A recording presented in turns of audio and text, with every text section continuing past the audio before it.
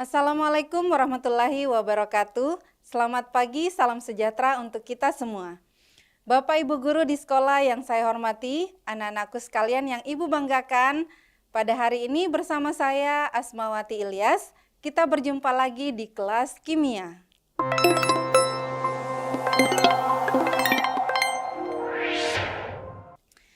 Nah, ini mungkin agak berbeda dari pembahasan tadi tentang logam. Ya, logam Cu dipertemukan dengan logam Zn. Nah, pada contoh soal ini ada gas klorin. Ya, gas klorin dimasukkan dalam larutan NaBr, itu terjadi reaksi spontan. Terbentuk ion klorin dan larutan bromin. Ya, ada dua ya, terbentuk ion klorin dan ion bromin. Nah, selanjutnya pertanyaannya adalah gambarkan diagram sel volta dan berilah keterangan anoda, katoda, dan aliran elektronnya. Kemudian bagian B, tuliskan setengah reaksi oksidasi dan reduksi serta reaksi selnya. Kemudian bagian C, tuliskan notasi sel. Baik, kita akan jawab pelan-pelan saja ya anak-anakku sekalian. Kita mulai dari menggambarkan diagram sel volta yang terbentuk atau yang terjadi. Kita lihat ya. Nah, diagram sel volta inilah yang terjadi. Nah, karena tadi apa yang berbeda pada pembahasan sebelumnya, di sini ada ion klorin dan ion bromin yang berasal dari gas. Nah, sekarang kita lihat, berarti kita membutuhkan bantuan elektroda yang lain. Yang kita gunakan di sini adalah elektroda platina, baik di anoda maupun di katoda. Nah, kita lihat pada anoda, ya. Di anoda kira-kira apa yang terjadi? Nah, di sini ternyata kita bisa lihat ion bromin itu akan melepaskan elektron, ya, melepaskan elektron membentuk Br-. Kita bisa lihat di tabung pertama. Ya, ada di sini. Nah, kemudian di tabung kedua di katoda kita bisa lihat di katoda. Di sini ada ya ion Cl-. Ion Cl- menjadi Cl2. Ya, menangkap elektron. Kita bisa lihat di sini jadi Cl menerima elektron ya, menerima elektron menjadi Cl-. Nah, sekarang kita lihat ada jembatan garamnya. Nah, sama tadi aliran elektronnya tentu dari anoda menuju ke katoda.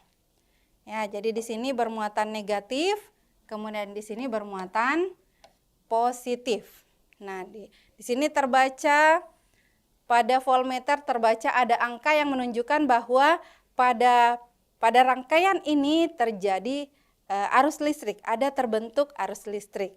Berasal dari mana? Berasal dari reaksi kimia yang terjadi. Seperti itu ya anak-anakku sekalian. Baik, kita lanjut pertanyaan yang kedua tadi. Setengah reaksi oksidasi dan reduksi yang terjadi pada sel volta tadi. Baik, kita lihat ya. Di anoda 2 Br- ya, 2 Br- menghasilkan Br2 dengan melepaskan 2 elektron. Nah, berarti terjadi oksidasi ya. Nah, anakku sekalian, kemudian di katoda itu Cl2 menerima 2 elektron.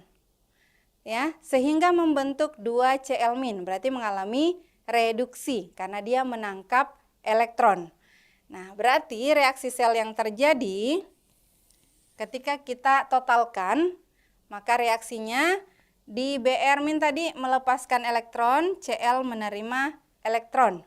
Sehingga reaksi sel yang terjadi adalah 2 Br- ditambah Cl2 menghasilkan Br2 ditambah 2 Cl-. Nah, berarti sudah jelas ya anak-anakku sekalian, yang mengalami oksidasi adalah Br- menjadi Br2 dan yang mengalami reduksi adalah Cl2 menjadi Cl-. Seperti itu ya anak-anakku sekalian. Baik. Nah, kira-kira bagaimana penulisan notasi selnya? Nah, kita bisa perhatikan dari gambar, baik katoda ataupun anoda menggunakan elektroda platina. Berarti pada notasi sel juga akan diikutkan elektroda platina ya penulisannya.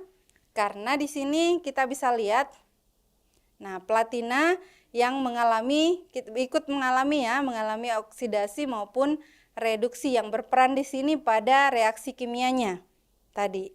Baik, seperti itu ya anak-anakku sekalian.